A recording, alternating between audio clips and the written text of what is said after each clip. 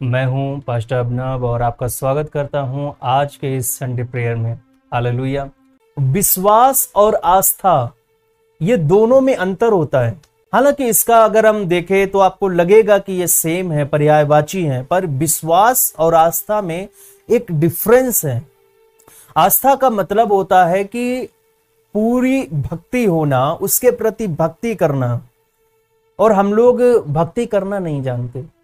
हमें विश्वास है कि ये परमेश्वर है, हमें विश्वास है कि यीशु परमेश्वर का पुत्र है, हमें विश्वास है कि पवित्र आत्मा हमारा सहायक है, हमें विश्वास है कि वह कुंवारी मरियम से जन्मा यीशु, हमें विश्वास है कि यीशु मारा गया, गाड़ा गया और मृतकों में से जिलाया गया, हमें विश्वास है कि यीशु स्वर्ग गया, हमें विश्वास है कि यीशु पुनः आएगा, सेकंड कमिंग ऑफ जीसस, और हमें विश्वास है धर्मियों के पुनरुत्थान में, हमें विश्वास है संतों की सहभागिता में, हमें विश्वास है पूरी चर्च में, सार्वभौमिक कलीसिया में हमें विश्वास है। लेकिन आस्था केवल और केवल एक चीज पर होती है, वो है परमेश्वर। और परमेश्वर पर आस्था का मतलब होता है उसकी आराधना करना, उसकी पूजा करना। और यही चीज हमारे अंदर जो है कमी होती है। हम विश्वास तो कर रहे हैं लेकिन आस्था हमारे अंदर नहीं है। आपको पता है बाइबल में जब ट्रांसलेट हुआ कोई भी वर्ड, तो जब विश्वास की बात आती है, जब आस्था की बात आती है, तो आपको पता है यहां पर विश्वास का शब्द का प्रयोग किया गया है। वहां पर जब ट्रांसलेट किया गया तो विश्वास, लेकिन आप इंग्लिश वर्जन आप देखेंगे तो वहां पर बिलीव ना होकर फेथ लिखा हुआ है। क्या आपको फेथ है? क्या आपको आस्था है? क्या आपको विश्वास है कि ऐसा हो सकता है? हालेलुया। ये सारी चीजें हैं जो हमें सीखनी है। हम विश्वास करते हैं कि यीशु ये कर सकता है, लेकिन मुझे यीशु पर आस्था भी होनी चाहिए, उसके लिए उसके प्रति हमारी भक्ति भी होनी चाहिए। यीशु की भक्ति करना है तो ऐसा तो नहीं है कि यीशु की भक्ति करना गलत है। लोगों के मन में तुरंत आता है, शैतान उनके मन में डालता है यीशु की भक्ति करना, ऐसा करना, क्या धूप बत्ती लगाना पड़ेगा, क्या अगरबत्ती लगाना पड़ेगा? नहीं, उसके आगे ना धूप बत्ती की जरूरत है ना अगरबत्ती। अगरबत्ती और भक्ति, अगरबत्ती और ये धूप बत्ती जलाने से कोई आस्था नहीं बनती है। लेकिन मैं कहना चाहता हूं कि आप परमेश्वर के लिए क्या कर रहे हैं। हालेलुया। हमने विश्वास किया, अब्राहम ने विश्वास किया, लेकिन अब्राहम ने क्या किया? परमेश्वर के लिए क्या किया? आपने ईश्वर के लिए क्या किया? बाइबल कहती है कि कभी आपने कभी ईश्वर को कुछ दिया है? क्या कभी ईश्वर के लिए कुछ किया है जो उससे पाने की आशा करे? हम पाने की आशा करते हैं, पर क्या आपने कभी भी ईश्वर के लिए कुछ किया है?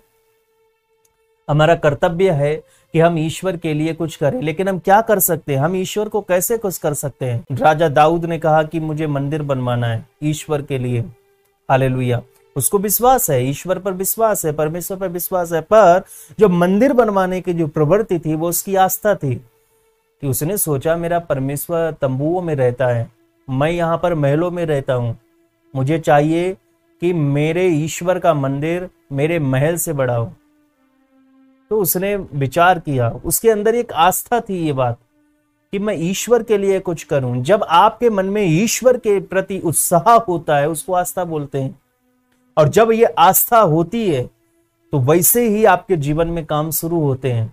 उत्पत्ति उसका 18 अध्याय वचन 1 से लेकर 10 में, जिसमें इसहाक के जन्म का वर्णन मिलता है। यहां पर आपको पता है 2 भविष्यवाणियां हुई हैं, और यहां पर उत्पत्ति ग्रंथ का ये 24 भविष्यवाणी, 24वीं भविष्यवाणी और 25वीं भविष्यवाणी इस संदेश में यहां पर छुपी हुई है।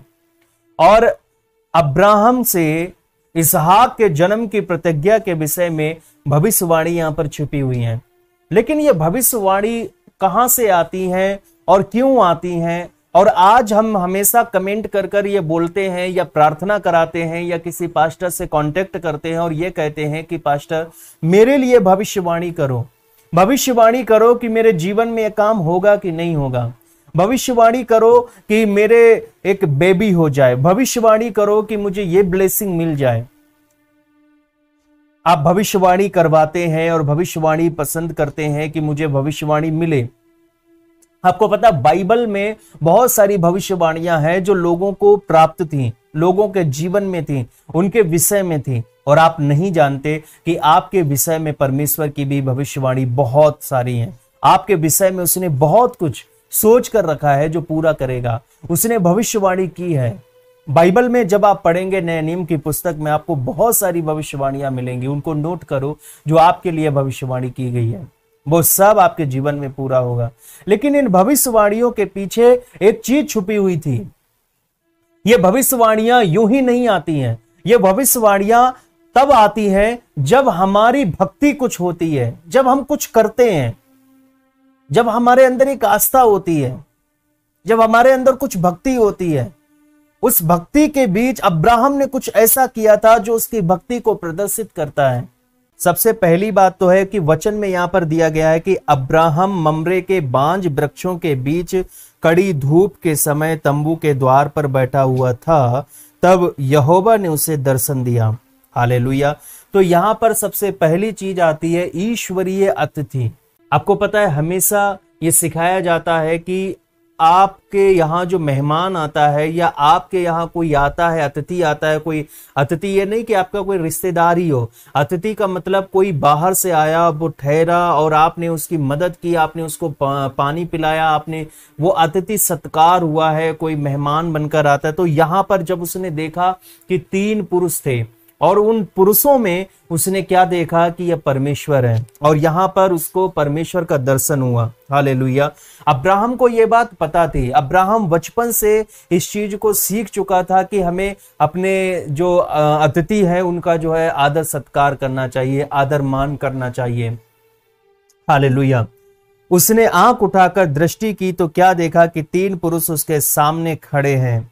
जब उसने उन्हें देखा तब वह उनसे भेंट करने के लिए तंबू के द्वार पर, जब ये जो ईश्वरीय अतिथि आए, जो परमेश्वर प्रकट हुआ, जब अब्राहम ने उसे देखा तो ये क्यों हुआ? ये यहां पर एक वचन लिखा गया है कि ममरे के बांज वृक्षों के बीच कड़ी धूप के समय।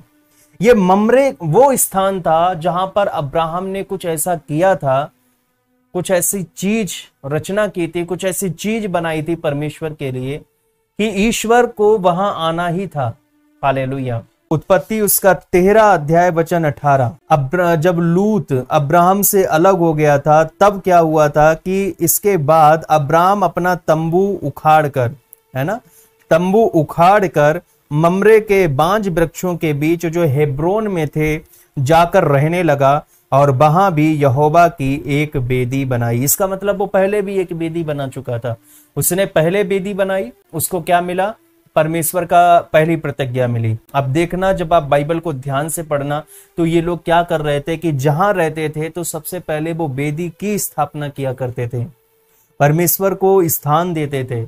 अपने रहने से पहले वो परमेश्वर का स्थान देते थे। अब क्या हुआ कि जब तंबू उखाड़ कर गए तो अपने तंबू को संवारने से पहले उसने क्या किया, जाकर रहने लगा और वहां भी यहोवा की एक वेदी बनाई कि मुझे इस वेदी की बहुत आवश्यकता थी। उत्पत्ति 18 अध्याय वचन 16 में क्या लिखा है? क्योंकि वे पुरुष वहां से चले और सदोम की ओर दृष्टि की, अब्राहम उनसे विदा करने के लिए उनके संग संग चला। तो यहाँ पर सदोम और उनके आसपास के जो नगर थे उसका विनाश करने के लिए जा रहे थे। एक्चुअली में उनका टारगेट ये था। लेकिन जहां पर ईश्वर की वेदी होती है वहां पर ईश्वरीय दूत आते हैं। जब आपके यहां पर वेदी होगी, जब आपके घर में वेदी होगी, आपके जीवन में वेदी होगी, ईश्वर की वेदी होगी, यहोवा की वेदी होगी, उसके स्थान होगा, वहां पर जब भी कोई स्वर्गदूत किसी भी मिशन के लिए जाएगा, उसको पता है कि इस जगह पर मुझे ठहरना है, उसको पता है मुझे यहां पर आराम करना है, उसको पता है मुझे यहां पर रेस्ट करना है।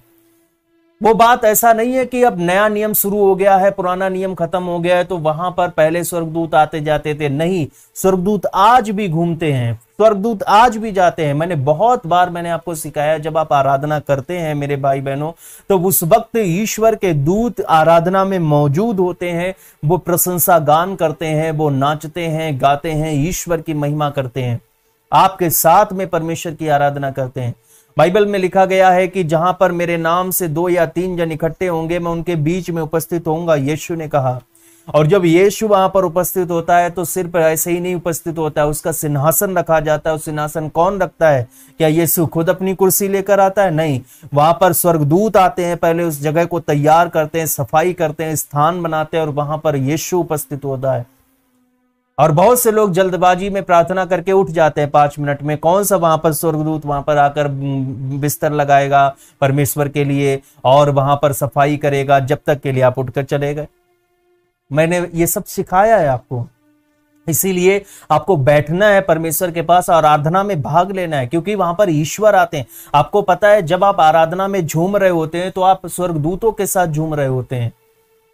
यस, आप स्वर्गदूतों के साथ झूम रहे होते हैं। और जब स्वर्गदूतों के साथ झूम रहे होते हैं, स्वर्गदूतों की टोली में, उनके बीच में कभी भी दुष्ट आत्मा ठहर नहीं सकती, वो भाग जाती है। आपको पता है प्रधान दूत माइकल वहीं पर उपस्थित होते हैं और कोई भी दुष्ट आत्मा वहां पर रुकती नहीं है, वो भाग जाती है, क्योंकि ईश्वर आने वाला है, ईश्वर उनके बीच में है, ईश्वर की उपस्थिति होने वाली है, ईश्वर उनके बीच में आ रहा है। अब मैं आपको बताना चाहता हूं कि हम क्या करें। आपको करना होगा एक आत्मिक वेदी का निर्माण। और वेदी का निर्माण किस तरह से हम करेंगे? सबसे पहली बात है कि आत्मिक वेदी बनाने में जो पहली चीज आती है वो है यहोवा का भय। हमारे जीवन में यहोवा का भय होना बहुत जरूरी है। अगर हम यहोवा का भय नहीं रखते हैं तो हम बुद्धिमान नहीं हैं। नीति वचन में लिखा है यहोवा का भय मानना ही बुद्धि का मूल है। अगर आप चाहते हैं कि आप बुद्धिमान हो तो सबसे पहली चीज कि आपके अंदर यहोवा का भय होना चाहिए। और मैंने भय का मतलब बताया है, क्या होता है भय? भय का मतलब होता है प्रेम। मैं ये काम नहीं करूंगा, मैं ये गलती नहीं करूंगा, मेरा परमेश्वर नाराज होगा, उसको तकलीफ होगी, मैं उसको तकलीफ नहीं दे सकता, मुझे डर है कि कहीं उसको तकलीफ ना हो। ये वो वाला डर है कि उसको तकलीफ ना हो। आपको वो प्यार कर रहा है, वो भर भर कर प्यार कर रहा है, पर वो आपके प्यार का भूखा है। तो पहली चीज जो वेदी निर्माण में आती है वो है यहोवा का भय रखना। और जो कोई परमेश्वर से प्यार करता है, स्थिर प्रेम ही को मैं चाहता हूं, यहोशे ग्रंथ उसका 6 अध्याय में आप पढ़ेंगे। तो पहली चीज यहोवा का भय मानना, हमको ये करना होगा कि हमारे अंदर परमेश्वर का भय होना चाहिए, यहोवा का भय होना चाहिए। और दूसरी चीज प्रार्थना करना, हमें प्रार्थना करना होगा, उस ईश्वर से प्रार्थना करना। और तीसरा बाइबल पढ़ना, चौथा उपवास करना और पांचवा है दान देना। आप इन्हें लिख भी सकते हैं कि सबसे पहला है कि यहोवा का भय मानना, हमें यहोवा का भय मानना। दूसरा है प्रार्थना करना, हमें बात बात पर प्रार्थना करना है। उसने कहा किसी भी बात की चिंता मत करो, बस प्रार्थना करो। चिंता जो करता है तुरंत परमेश्वर उसको झिड़कता है। जिसने चिंता करी, जिसने ये टेंशन ली, परमेश्वर उसको झिड़कता है, परमेश्वर उसको डांटता है। मार्था सेवा कर रही थी, सेवा करना कोई अपराध नहीं है। आज के सुसमाचार में आपने पढ़ा, सेवा करना कोई अपराध नहीं है, पर सेवा करते करते चिंता में आ जाना अपराध है। आप कोई काम कर रहे हैं, उस काम को करो, उसमें कोई अपराध नहीं है, पर उस काम को करते करते चिंता में आ जाना अपराध है। और परमेश्वर तुरंत डांटता है कि मार्था मार्था, तू बहुत सी बातों की चिंता करती है। आपका काम है सेवा करना, तो सेवा करो। जब वो मरियम से कहने आई कि क्या प्रभु तू इतना नहीं कह सकता है कि ये मेरी हेल्प कर दे आकर, काम में कोई डिफरेंस नहीं है। कोई अगर ये शिक्षा देता है कि ये गलत है कि उसको यीशु के चरणों में बैठना चाहिए, सेवा नहीं करनी चाहिए, सेवा करनी चाहिए, क्योंकि अब्राहम ने भी सेवा करी। क्योंकि उसके यहां पर ये 3 पुरुष आए तो उसने सेवा करी, वो तुरंत भागकर भोजन तैयार किया, पर अब्राहम परेशान नहीं हुआ था। यहां पर मार्था परेशान हो गई थी, अब्राहम परेशान नहीं हुआ था। हालेलुया। इसीलिए किसी भी बात की चिंता मत करो, बस प्रार्थना करो। जब यीशु यहां पर उपस्थित है, मुझे यीशु की सेवा करनी है, तो खुद मुझे डिवाइन हेल्पर मिलेंगे। मुझे परेशान होने की जरूरत नहीं है, आपको परेशान होने की जरूरत नहीं है, आपको डिवाइन हेल्पर मिलेंगे आपकी हेल्प करने के लिए। तीसरा, बाइबल पढ़ना।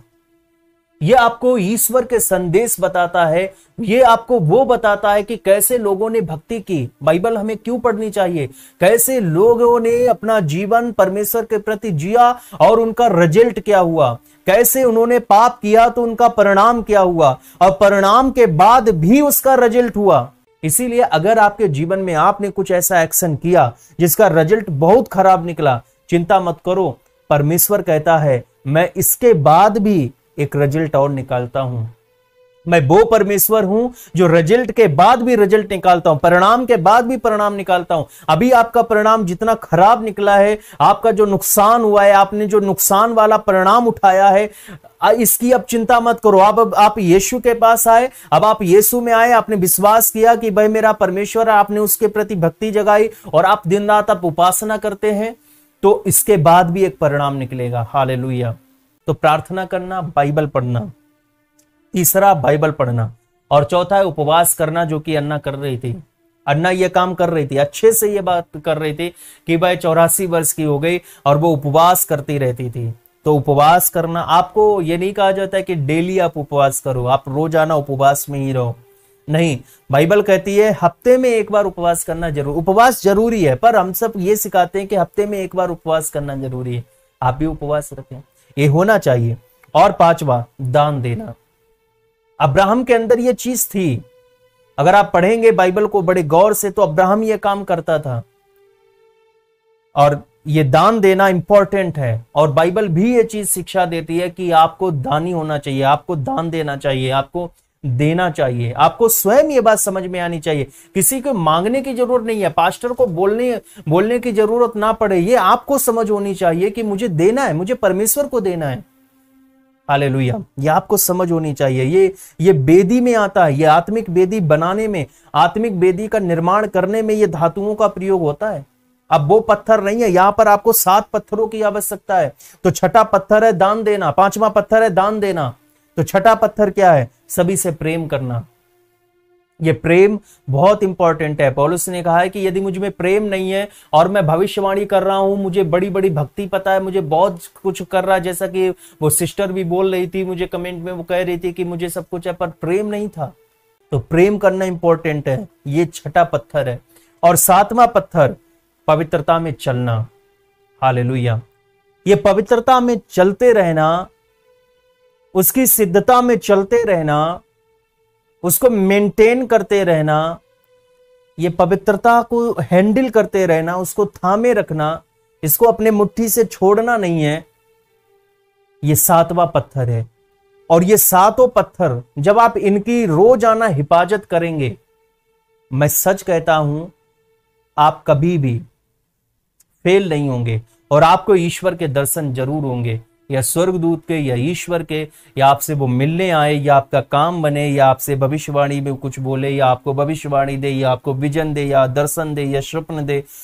एनीवे, वो कोई भी रास्ता अपना सकता है। इन 7 चीजें जो आपके अंदर होंगी, तो वो इन 7 को इस्तेमाल करे, इसका आप हिफाजत करते रहें रात दिन। हालेलुया। इन 7 पत्थरों की सेवा टहल करना, इनको रोजाना मनन करना, इन पर ध्यान करना, इनको हर समय ध्यान में रखना, इनको करते रहना। आपका सुबह और शाम रोजाना का ये काम हो, आपकी वेदी मजबूत होगी, शैतान की वेदी गिर जाएगी, बीमारियों की वेदी गिर जाएगी। आप उनकी सेवा करना बंद करें। आपको पता है, जिस चीज पर आप विशेष ध्यान करते हैं वही एक्टिव हो जाती है। आपने बीमारी पर विशेष ध्यान दिया तो बीमारी एक्टिव रहेगी। आपने डिवोर्स पर अधिक ध्यान दिया तो डिवोर्स एक्टिव रहेगा। आपने जब वेदी पर ध्यान दिया, इस वेदी पर, यहोवा की वेदी पर ध्यान दिया, तो ये वेदी एक्टिव होगी। और उन पर वेदियों, और जो पुरानी वेदियां थी, उनको सब हटा दो। जब आप उस पर कुछ भी नहीं चढ़ाएंगे, कोई बलिदान नहीं चढ़ाएंगे, तो वो अपने आप, उन पर घास आएगी, अपने आप धूल आएगी, अपने आप वो डिस्ट्रॉय हो जाएंगी, खत्म हो जाएंगी। आप परमेश्वर यहोवा की वेदी बनाएं। और वो वेदी कैसी होनी चाहिए? अगर आपकी बीमारियों की वेदी छोटी सी है, आपने छोटी सी बीमारियों की वेदी बनाई, आपने ऐसी वेदियां बना के रखी, कोई गरीबी की है, कोई बीमारी की है, कोई डिवोर्स की है, कोई थायराइड की है, कोई कैंसर की है, ये सभी वेदियां हैं, शैतान की ये वेदियां हैं। शैतान ये वेदियां बना के रखता है, और इनकी वेदियां जो हैं, जो आपको दिखाई दे रही हैं, तो फिर परमेश्वर यहोवा की वेदी कैसी होनी चाहिए?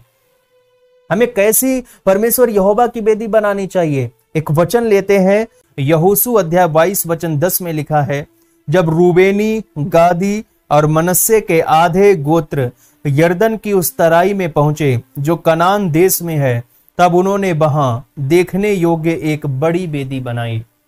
समझ रहे हैं? हमें ऐसी वेदी बनानी चाहिए जो देखने योग्य हो और बड़ी होनी चाहिए। आपकी आत्मिक वेदी इतनी बड़ी होनी चाहिए कि वो आपकी उन बीमारियों की वेदी से बड़ी दिखाई दे, डिवोर्स की वेदी से बड़ी दिखाई दे, गरीबी की वेदी से बड़ी दिखाई दे। जो भी आप परेशानियों में हैं उनकी वेदी से बड़ी दिखाई देनी चाहिए यहोवा की वेदी। क्या आप ये कर पाएंगे? अगर आप ये करने को तैयार हैं तो प्रार्थना करें, अपनी आंखों को बंद करें, हम प्रार्थना करें। अगर आप तैयार हैं कि हमें ऐसी ही वेदी की जरूरत है तो आओ हम प्रार्थना करें। सर्वशक्तिमान प्रभु, मैं धन्यवाद करता हूं, तूने मुझे आज का वचन दिया।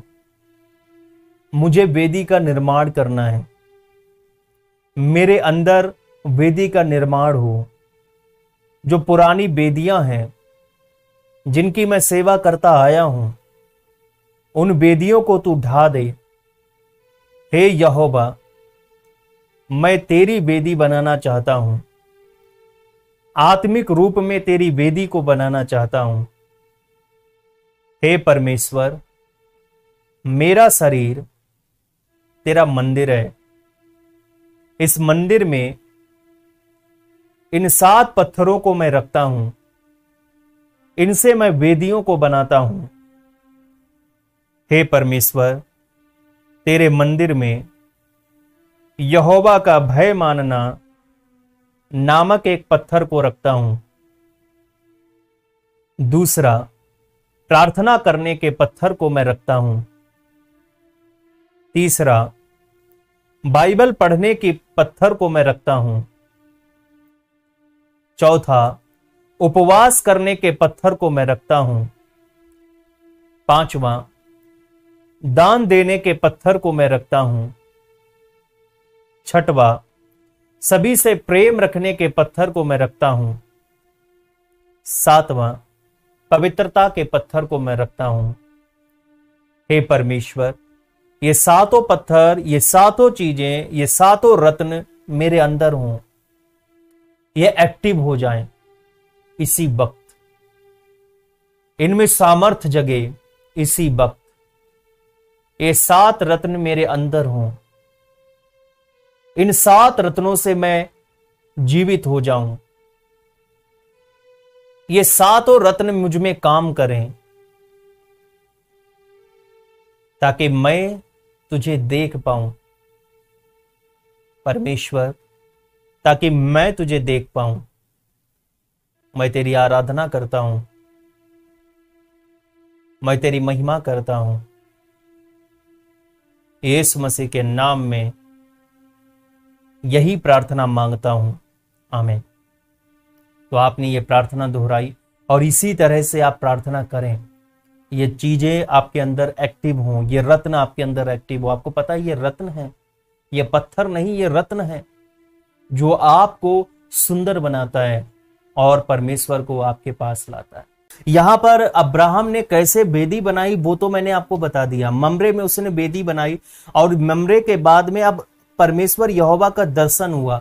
तो 3 चीजें ऐसी चीज थी, 3 चीजें ये थी कि जो उसको करना था। पहली तो उसने वेदी बनाई, और वेदी कैसे बनाई मैंने अभी आपको बताया। अब दूसरी चीज आती है, यहां पर वचन में ही हम देखते हैं कि जब उसने वेदी बनाई तब अब्राहम ममरे के बांज वृक्षों के बीच कड़ी धूप के समय तंबू के द्वार पर बैठा हुआ था। तब यहोवा ने उसको दर्शन दिया, और जब दर्शन दिया तो इस दर्शन को उसको देखने के लिए उसको क्या करना पड़ा कि अपनी आंखें उठाई उसने। तो आंख उठाकर दृष्टि करना है।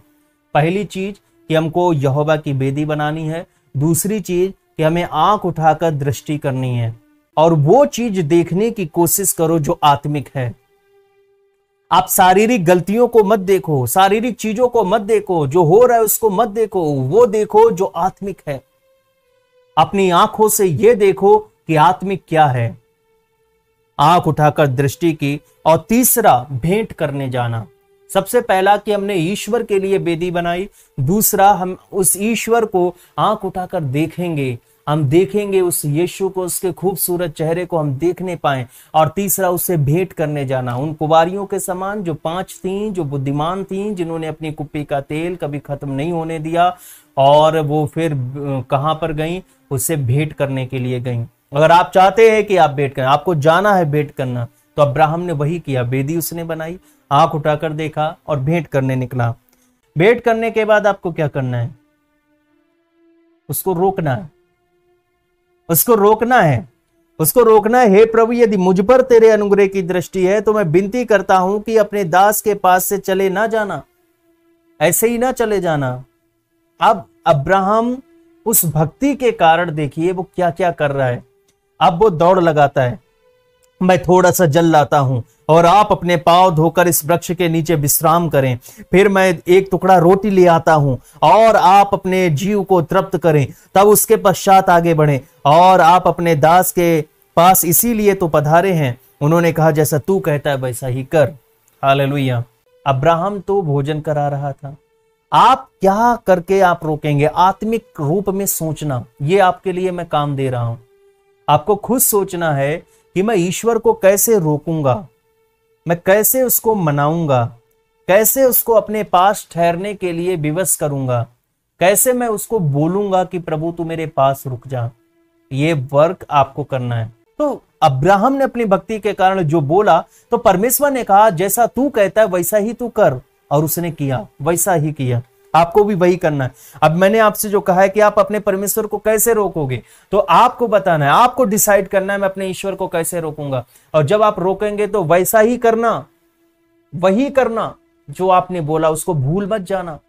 अपमान नहीं करना। आपने अतिथि सत्कार किया है, आपने ईश्वर को बुलाया है। देख मैं द्वार पर खड़ा खटखटाता हूं। हालेलुया। जो कोई मेरा शब्द सुनकर द्वार खोलेगा, मैं उसके यहां भीतर आकर उसके साथ भोजन करूंगा और वह मेरे साथ भोजन करेगा।